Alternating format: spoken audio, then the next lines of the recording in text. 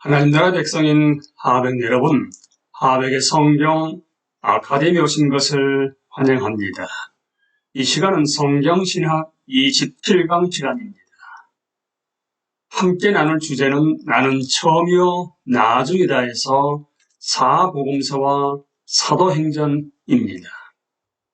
우리는 성경신학을 위해서는 간추린 성경 역사에 지금 눈에 보이시는 창조에서부터 새 창조까지 우주 공간에서 펼쳐지고 있는 하나님의 구원사역의 점진적 계시의 역사를 항상 염두에 두실 필요가 있습니다. 나는 처음이며 나중이다에 우리는 지난 시간에 예수 그리스도의 복음 그리고 중요하지만 복음이 아닌 진리에 대해서 나누었습니다. 이 시간에는 복음에 대한 증언으로서의 사복음서와 누가복음과 사도행전의 증언에 대해서 함께 나누겠습니다.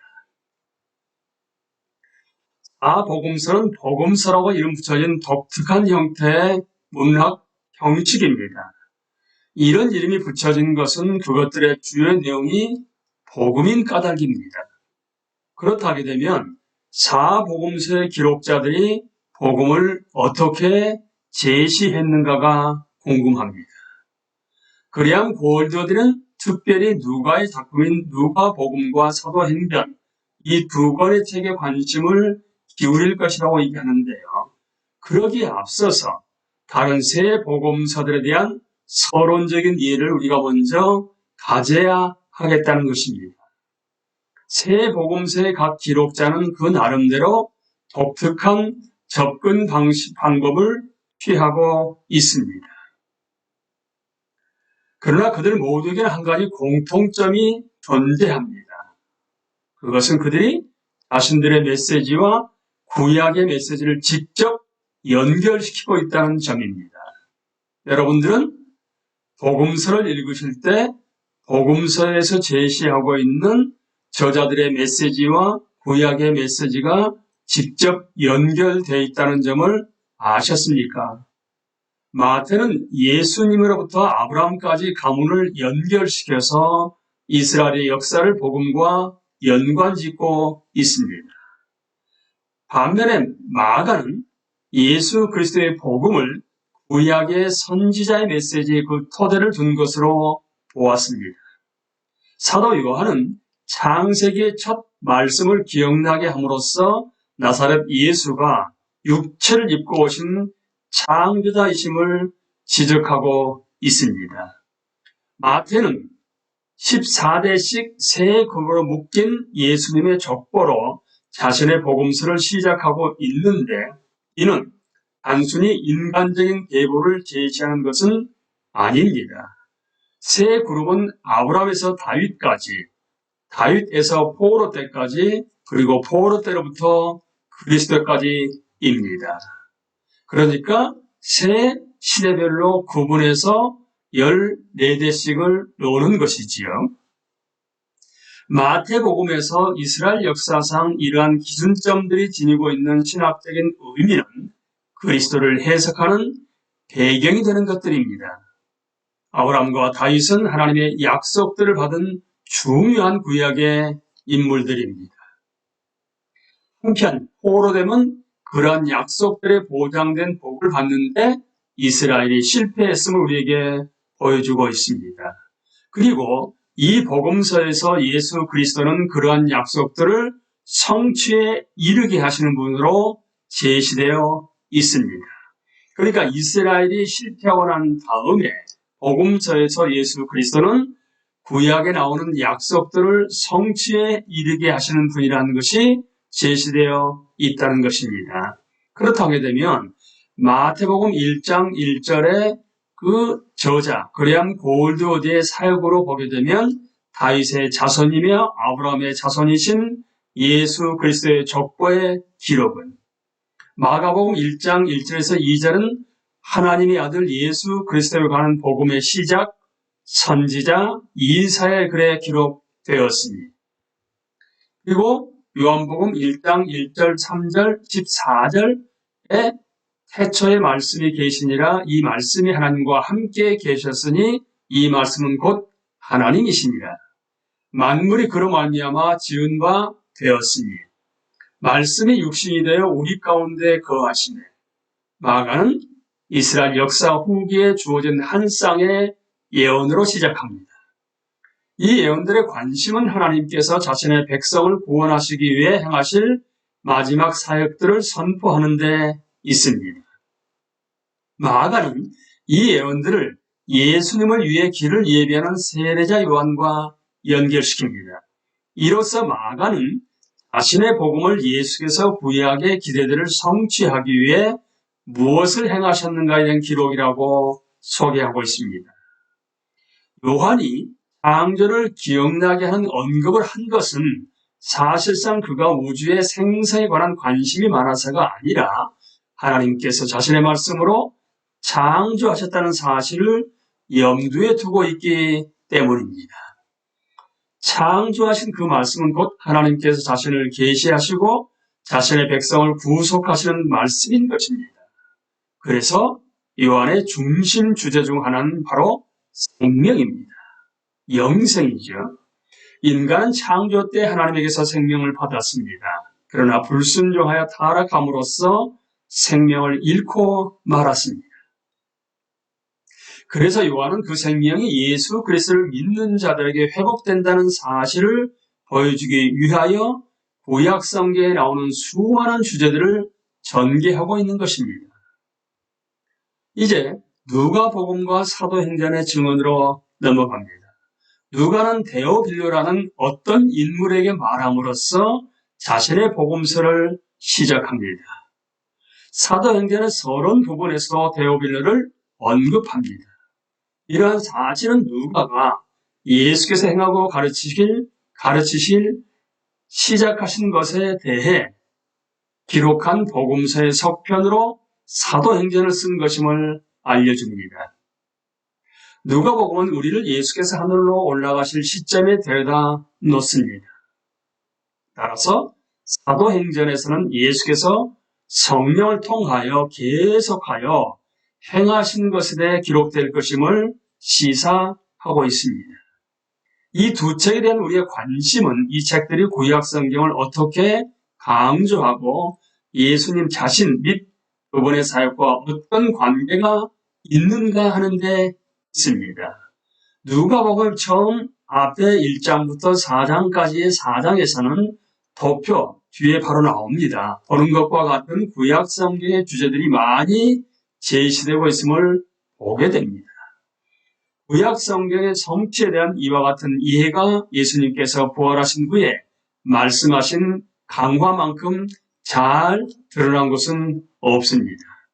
자, 구약 성경의 주제에 엘리야 선지자가 구세주의 길을 예비하기 위해 돌아올 것이다 라는 부분이 누가복음 1장 17절에서 세례자 요한이 엘리야의 역할을 성취한다입니다. 하나님께서 다윗에게 그의 후손들이 항상 왕위를 차지할 것이라고 약속하셨다는 구약의 말씀이 누가복음 1장 27절 32절에서 예수님은 다윗의 후손이며 다윗 계율의 역할을 성취하신다. 하나님께서 아브라함에게 그의 후손들이 하나님의 백성이 되리라고 약속하셨다는 부분에 대해서는 마리아는 예수님의 탄생을 아브라함에게 주신 약속들의 성취로 이해합니다. 아브라함과 다윗에게 주신 하나님의 언약의 약속들은 사가랴는 세례자 요한의 출생을 언약의 약속들에 비추어서 이해합니다. 이스라엘의 구원은 모든 나라들에게 그 효과를 미칠 것이다 라는 말씀에 대해서는 시므온은 예수님을 그러한 구원을 가져오시는 분으로 봅니다. 하나님의 백성이 하나님의 아들로 호칭되었다는 말씀에 대해서는 예수님은 세례 받으실 때 하나님의 아들로 칭함을 받습니다. 아담과 이스라엘은 시험 받았을 때 실패했지만 예수님은 사탄의 시험을 이기십니다. 이사야 선지자에 의해 약속된 메시아는 바로 그리스도이신 예수님이시고 예수님은 이 약속을 성취하셨습니다. 엠마오로 가던 두 제자는 예수님의 죽음에 인하여 자신들의 모든 소망이 끝났다고 생각했습니다. 예수님은 이러한 제자들을 꾸짖으셨습니다. 그 까닭은 그들이 구약 성경을 통하여 복음을 더 잘 이해하고 있었어야 했는데 그러하질 못했기 때문입니다. 그러니까 헬라어로는 여러분 메시아가 아니요. 헬라어로는 그리스도가 히브리어로는 메시아입니다. 그러니까 구약의 메시아는 신약에서 그리스도인데 히브리어로 메시아가 헬라어로 그리스도로 번역된 것입니다. 그리스도의 죽으심은 분명히 선지자들의 메시지의 일부였던 것입니다. 예수께서는 그들에게 말씀하셨다. 어리석은 사람들입니다. 예언자들이 말한 모든 것을 믿는 마음이 그렇게도 무디니 말입니다. 그리스도가 마땅히 이런 고난을 겪고서 자기 영광에 들어가야 하지 않겠습니까? 다시 한번 이어서 말씀드립니다. 메시아는 히브리어로서의 헬라어로 그리스도입니다. 의미는 둘 다 기름 부음 받은 이를 지칭합니다. 구약에서 기름 부음 받는 이는 왕이요 제사장이요 선지자 세 직임에만 기름을 붓게 되어 있습니다. 이 말씀에 이어 예수께서 말씀해 주신 가장 중요한 두 가지 가르침이 나옵니다. 그리고 예수께서는 모세와 모든 예언자에서부터 시작하여 성경 전체에서 자기에 관하여 써놓은 일을 그들에게 설명하여 주셨다. 예수께서 그들에게 말씀하셨다. 내가 전에 너희와 함께 있을 때 너에게 말하기를 모세의 율법과 예언서와 시편에 나를 두고 기록한 모든 일이 반드시 이루어져야 한다고 하였다. 그때 예수께서는 성경을 깨닫게 하시려고 그들의 마음을 열어주시고 그런데 누가는 여기서 예수님 자신의 구약 해석 방법에 대해서 자세한 언급을 하지는 않습니다. 우리가 추측하기로 그 까닭은 사도행전에 기록되어 있는 사도들의 설교들 안에서 수많은 분량의 예증을 찾아볼 수 있기 때문입니다. 사도행전은 복음과 구약 성경의 메시지 간의 관계를 누가복음에서처럼 매우 강조합니다. 여러 경우에 걸쳐서 누가는 복음 설교를 아마도 간추린 형태로 기록해 놓았을 것입니다. 그러한 설교들은 사도행전 2장 14절에서 39절, 3장 13절에서 26절, 4장 10절에서 12절, 5장 30절에서 32절, 10장 36절에서 43절, 3장 17절부터 40절에 나타나 있습니다. 여기에 사도행전 17장 22절에서 31절에 있는 사도 바울이 아덴 사람들에게 했던 설교도 덧붙일 수 있겠습니다. 우리는 이러한 설교 모두에서 사도들이 설교한 복음의 내용이 무엇인지를 알려주는 어떤 공통적인 요소들을 찾아볼 수 있습니다. 이런 요소들 중에서 계속 언급되고 있는 요소는 바로 구약 성경의 성취입니다. 만일 일반적으로 생각하고 있듯이 누가가 비유대인으로서 유대인이 아닌 사람들을 위해 이 책을 썼다 하게 되면 그가 복음의 뿌리인 구약 성경을 오직 유대인들에게만 관심거리가 되는 것을 여기지 않았다는 사실은 더욱 괄목할 만한 일입니다. 오히려 그는 계속해서 사도들이 전한 복음을 구약 성경으로부터 전파된 것이며 구약 성경 없이는 전혀 설명할 수 없는 것이라고 언급합니다. 베드로와 바울의 첫 설교들은 상당히 자세하게 기록되어 있으며 그 안에서 구약 성경의 내용을 쉽사리 발견할 수 있습니다. 보시는 것처럼 구약은 성취되었다가 사도행전 2장에 베드로가 얘기했던 이 구절들에서 나오고요. 사도 바울의 사도행전 13장에서 했던 설교의 이 부분이 나옵니다. 그러니까 나사렛 예수님 자신과 그분의 사역 안에서 구약이 성취되었다는 것도 나오고요. 예수 그리스도는 죽으셨다. 다시 살아나셨다. 지금은 지극히 존귀하게 되셨다. 그분을 통해서 죄의 용서함이 우리에게 주어지는 것이다.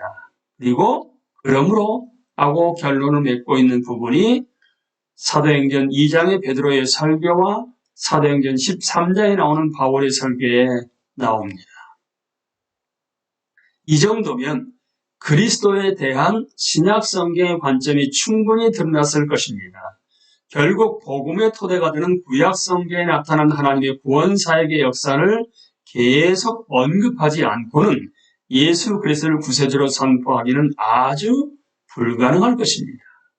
알파와 오메가는 헬라어 알파벳의 첫 글자와 마지막 글자입니다. 예수님의 알파와 오메가, 처음이요 나중, 시작이며 마침이시라고 언급될 때 그 의미는 물론 그분은 곧 하나님이시라는 것입니다. 그러나 이것은 또한 우리가 이제껏 살펴본 내용, 즉 예수님은 모든 참 지식을 얻기 위한 우리의 출발점이시며 따라서 신약을 위한 출발점이시라는 사실을 우리에게 알려줍니다. 그분은 예수 그리스도는 우리가 향해 나아갈 목표가 되십니다. 우리는 그리스도인으로서 우리의 존재 가운데서 그 목표를 보는 것입니다. 이는 우리가 그분의 구원 사역을 믿는 신앙으로 그리스도와 연합되면 하나님의 자녀로서 삶을 시작하는 것이며 따라서 우리의 운명은 궁극적으로 예수 그리스도의 형상처럼 되어야 하기 때문입니다.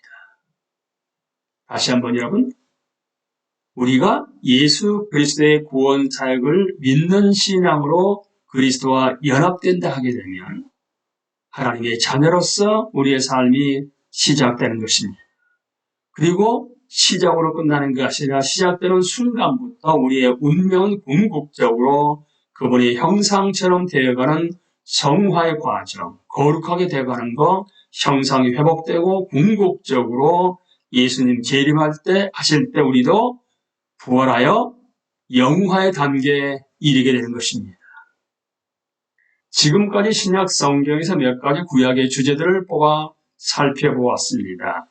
이제 복음의 토대가 되는 구약 성경 전체를 함께 살펴보려고 합니다. 사실 복음은 구약 성경 없이는 결코 복음일 수가 없다는 생각이 드시지 않습니까? 우리가 성경 이야기의 시작 시점으로 되돌아가서 다시 복음에 이를 때까지 쭉 따라 올라오려고 하는데요. 이 일을 우리는 그리스도인의 관점을 갖고, 즉 모든 사건들과 그 진행은 오로지 그리스도 안에서 참된 의미를 찾을 수 있다고 보고 그렇게 해나갈 것입니다. 이미 이전 강의를 들으신 분들은 아시겠습니다만 구약 성경에 대한 기독교적 접근 방법은 그리함 골드워디를 통해서 우리에게 일깨워 준 것처럼 진입은 복음을 통해서 일어납니다. 그리고 이 복음은 구약 성경을 우리를 되돌려 보내는 것이지요. 게다가 구약 성경이 그리스도에 대한 책이라는 사실을 우리는 이미 알고 있으므로 우리는 복음 안에서 이루어진 구약 성경의 성취에 이를 때까지 점진적 계시를 따라간다는 의미입니다. 이게 여러분 구약을 읽는 방법입니다. 이 점은 자주 언급해도 지나침이 없을 만큼 중요한 사실입니다. 그런데 구약 성경은 끝나지 않은 이야기입니다. 그런데 유대교와 이슬람교에서는 구약 이야기에다 우리 그리스도인으로서는 도무지 받아들일 수 없는 끝맺음을 덧붙였습니다. 진정한 의미에서 예수 그리스도만이 구약 성경의 목적지이며 구약의 참 의미를 제공해 주시는 분이십니다. 여러분들 그동안 구약을 어떻게 읽어오셨습니까? 어떻게 의미를 발견하셨습니까? 진정한 의미에서 예수 그리스도만이 구약 성경의 목적지이며 구약의 참 의미를 제공해 주시는 분이라는 것을 명확히 아시고 함께 구약을 공부해 나가기를 기도합니다. 따라서 이 사실을 드러내지 않는 구약 성경에 대한 이해나 수석은 기껏해야 불완전한 것에 불과하며 잘못하면 비기독교적인 것이 될 수밖에 없습니다. 이제 신약 성경이 예수 그리스도에게 적용한 중요한 구약의 주제들을 함께 살펴본다 하게 되면 창조자, 아브라함의 우선, 새 언약, 말씀, 다윗의 우선, 구원, 지혜, 선지자, 하나님의 종, 하나님의 아들, 제사장, 기름 부음을 받은 자, 아담, 왕, 구속, 이스라엘, 열방의 빛, 목자. 참 다양하죠, 여러분. 신약 성경이 예수 그리스도에 적용한 중요한 구약의 주제들이 이렇게 다양합니다. 여러분들은 한번 질문합니다. 그동안 구약을 어떻게 읽어오셨는지, 예수 그리스도 복음을 통해서 구약을 읽어오셨습니까? 아니면 그것 없이 창세기부터 말라기까지 그냥 읽어오셨습니까? 그렇다게 되면 예수 그리스도 없는 구약 읽기를 여러분들은 했던 것입니다. 그리고 그렇게 읽으신다 하게 되면 신구약은 예수 그리스도 안에서 통합되지 않기 때문에 구약 따로 신약 따로로 가는 어리석음을 범하게 됩니다. 우리는 그러한 어리석음을 다시는 범하지 않도록 다음 시간부터서는 예수 그리스도와 복음을 전제로 구약을 함께 읽어나가도록 하겠습니다. 감사합니다.